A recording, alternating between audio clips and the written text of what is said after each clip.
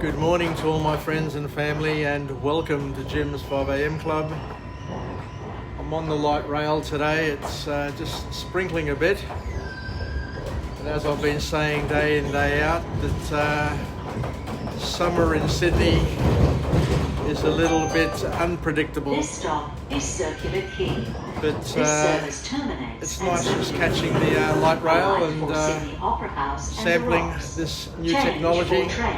But what we'll do today is we'll continue with a walk and talk, and I'll do a book summary, and the book summary today is entitled Start With Why, from the famed author Simon Sinek, and we'll see where it leads us. Anyway, thank you very much once again for joining me, and I guess we'll head up this way. I'll walk in front of the light rail. Hopefully I don't get flattened. All safe. And it's sprinkling a bit, so I don't know whether I should risk it or go undercover. Let me have a look and make an assessment and decide very quickly. It's looking pretty grey.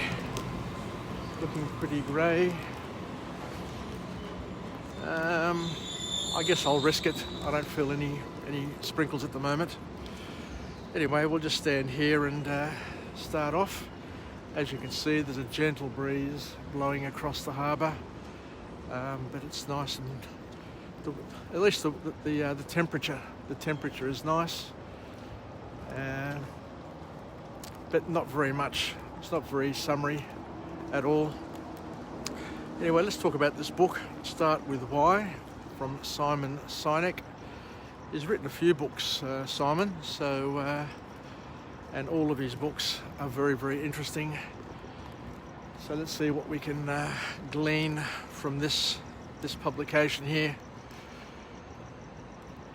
So Simon talks about the importance of why, and he says it's not how you do it or what you do. So it's not how or what. The most important thing in our life is understanding the why behind everything we do. The why, which is the purpose. And he says that the why is critical. It's the most important thing to be able to project, to be able to articulate, and to be able to embody. So have a think about it. You know, what is your why? You know, what propels you? What gets you up in the morning? What keeps you up late at night? And if you don't have clarity in your why, then you're not going to have energy, you're not going to have charisma, you're not going to have all those other things that are going to keep you going and driving towards achieving much in your life in the first place. And we get back to what the author talks about here, and he says that great leaders, you know, in order to be a great leader, you need to be able to inspire people to act through positivity, and that positivity is based on why. So you can't be a great leader unless you're positive, and you can't be a great leader unless you've got clarity of why. So the goal is to inspire people, and the best way to inspire people is to inspire them from within. And the way you inspire people from within is that you share your why, and you get them to understand, you know, the purpose behind what you're doing. And if the purpose behind what you're doing aligns with their core values and what they want to achieve in life, then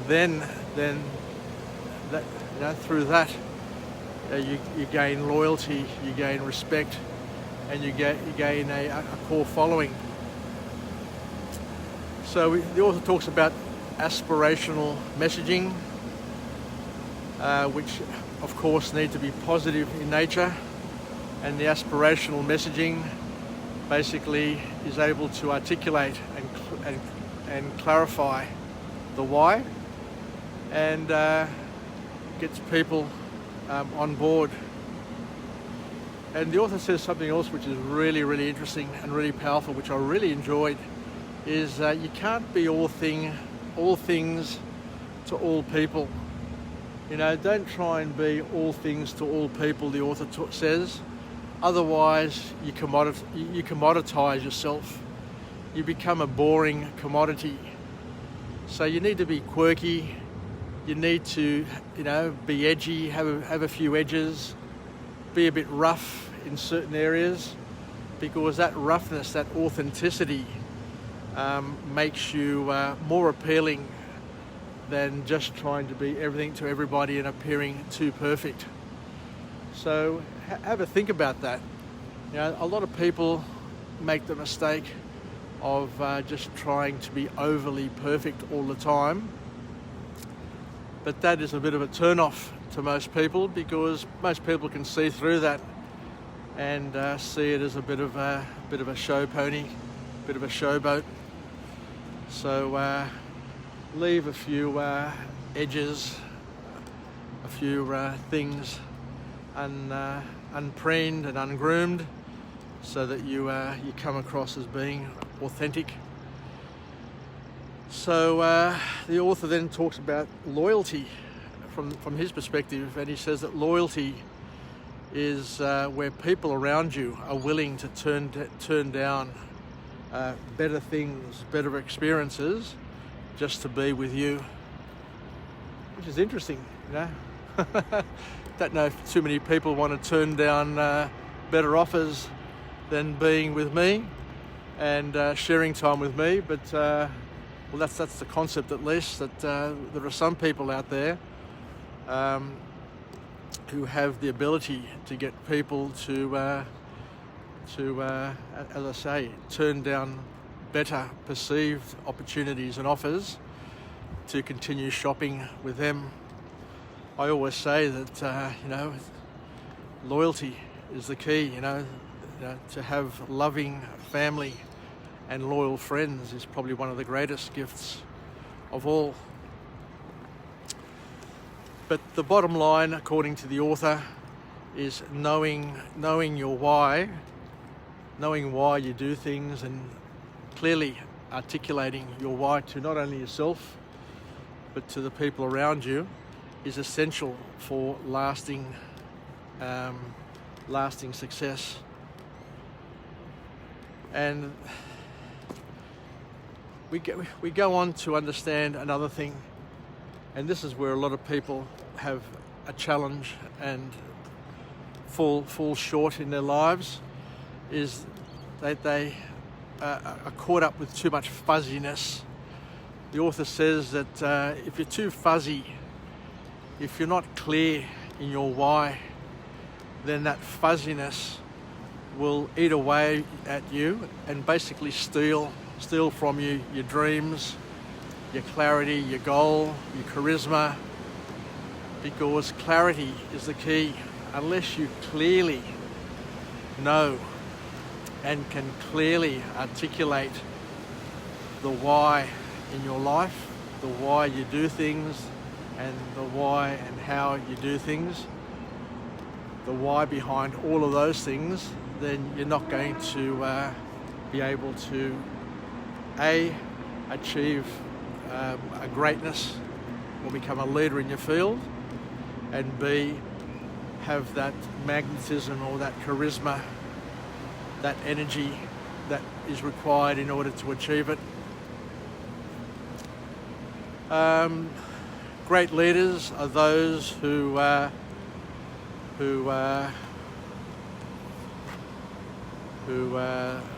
believe and follow their gut feel, and they're able to win hearts before they win people's minds. So once again, it's all about understanding the why. The why is what enables you to win a person's heart, because you can say the words, you can say everything else. You can be educated and you can be a good talker, but at the end of the day, unless you can clearly articulate a why to win people's hearts, then you're not going to achieve and go very far, according to what the author is talking about. In terms of values, the author here talks about the importance of having values, and the author says that you need to have your values clearly articulated and understand your values, but the values need to be verbs in order for them to be effective. It's the first time I've heard of this, but it sounds pretty spot on. You need to have doing words in order to have those propel you and get you moving. Otherwise, if they're just stationary nouns and things which don't have energy in them, then you're not going to be inspired by them. The author talks about the importance of being very selective, and we've talked about this time and time again. We need to be selective with who we hang out with, and to hang out with people who are clear with their why and believe in your why, because it's only with understanding people's whys and people and you believing in your why that you build trust in yourself and you build trust in others, because a why takes people into a deeper relationship, because by articulating and people understanding your why and you understanding their why, it means that you get to understand them at a different level. You're more in tune, you're more connected with what makes them tick. And there's nothing sexier, I reckon, there's nothing sexier in the world than knowing what makes somebody tick. There's an amazing beauty of understanding that the why. Now, if you know somebody's why, it just takes you to another level in terms of relationship and another level of intimacy, without, of course, being sexual. You don't have to be sexual to be intimate, but deeply understanding somebody's why is something which is really, really powerful, I believe, as well. Because it gives you and it gives them a sense of belonging. By understanding somebody's why, you feel connected. You feel as if you belong in their life, or you're part of their master plan, or what they're trying to achieve, and you're contributing to their purpose. Because we all need to look for a higher sense of purpose. Just being with people and hanging out with people just to chit chat, drink, get pissed, have a bit of a laugh and clown around. While it's okay, it's fun, unless it's got a higher purpose, then it's an absolute bloody waste of time. And you'll realise it the day after, the morning after, you wake up and you go, well, geez, what happened yesterday? Yeah, we had fun, we laughed, but did it mean anything? Did it make me feel bigger, better, stronger? Did I expand in any way? And it's a big question that we all need to ask, and it's and hence why a lot of people feel lonely, and especially in this big vacuous city, like all big cities are. The author then talks about something which is really, really powerful. This is probably one of the clinchers in the book. And he says that energy motivates, but charisma inspires. So we go off on a bit of a tangent now, talking about charisma.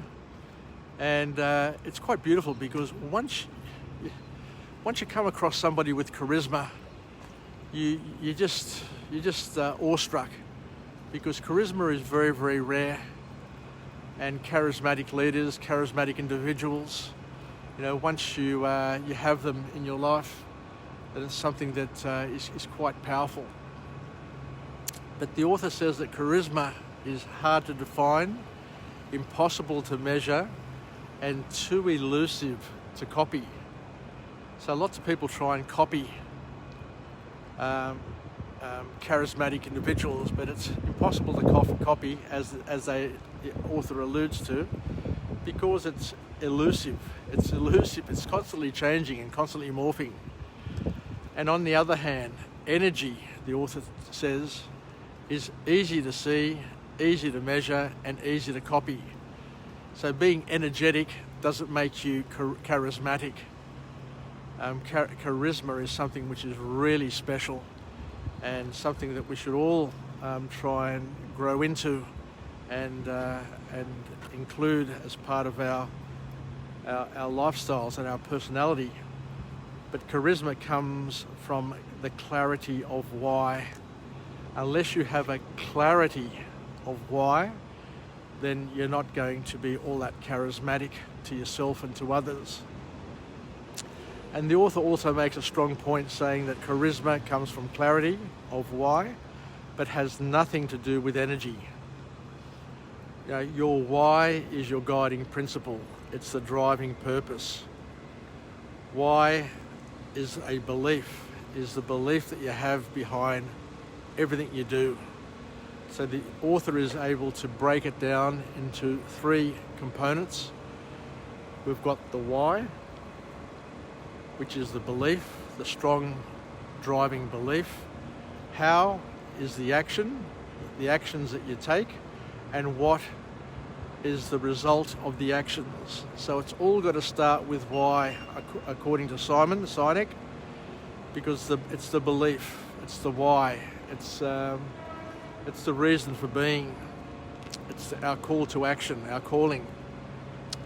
So the why is the belief, the how is the action, and the what is the result of the actions. So the author then moves on to talk about the impact that we have in our lives, the impact that we have in our messaging, and that message impact affects our behaviour, and it's a seed to loyalty. It's a seed to getting people to be loyal to us. And there's nothing better, there's nothing more pleasing to have people in our lives who are loyal, who are going to stick around when things aren't going all that well. Because we all have ups and downs, as we've talked about time and time again in our lives. We've got ups and downs, and we want people to not only hang out with us and be our friends and laugh at our jokes when we're on a high, but also to be there when we're not experiencing the absolute highs in our lives, and to be loyal, I guess, is the key word. The author then talks about the importance that why sets expectations. Not only does it set expectations, but it also sets a minimum standard. So we need to have the why in our lives to know that there's a minimum standard. Just like a product, just like a service, just like a friendship, we need to know that people are going to be hanging around or going to be supporting us, because there's an expectation there that has been set, and a loyalty that has been rolled out. The author talks about the importance of a symbol. He says a logo becomes a symbol only through a why. So the pursuit of why is where success is. So when you're pursuing why, and when you're delivering and working and getting outputs based on your why, that is probably what the author suggests the ultimate measure of success. And the how and what needs to be consistent with the why. What we do and how we do it needs to be consistent with our why. And if we don't have the why in the first place, is what the author is suggesting, if you don't have a strong, powerful why in the first place, then the what and the how that you're doing in your life isn't going to be worth your while. Because the why gives constant context to the what and the how you have in your life. So there you go. There you go. What a powerful ending to this book summary. Your why gives context to how and what. So whatever you do and how you do it will be given context by why you're doing it.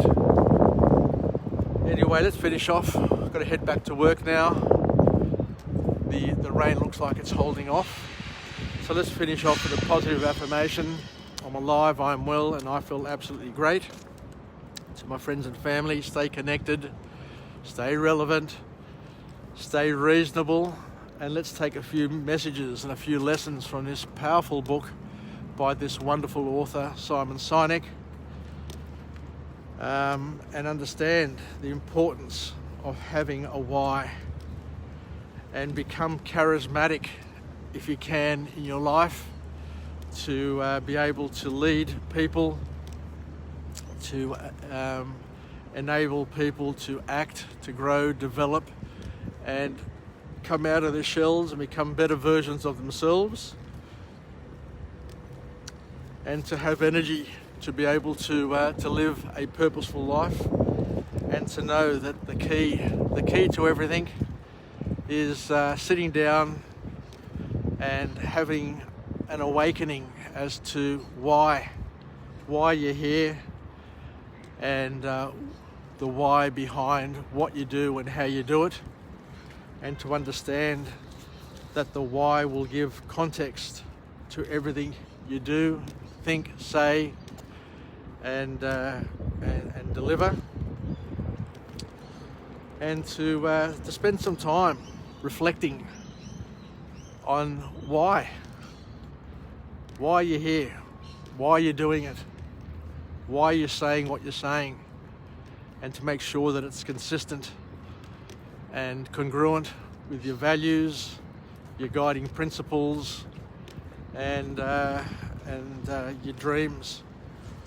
So thank you very much for joining me on Jim's 5 a.m. Club. I look forward to joining you again tomorrow or later in the day from a different location with a different message, and to go on a volta, continue to going on a volta with each and every one of us, to have shared moments, to learn something new, to get us through the morning, get us through the day, get us through our lives. Because as we say, today is unique, today is a one of a kind, today will never ever come back. So whatever we do today is a gift that will that needs to be cherished. So make the most of your today, everybody. I'll do my best as well, and hopefully we can come out of it better people, having learnt something, so that we can live, learn, and pass it on, and enjoy the fruits of creation, and the fruits of our labours, and the fruits of our friendships. Yassas, taleme, pilaki, kisses to everybody, and we'll chat again. Bye for now from Jim's 5 a.m. Club. Goodbye.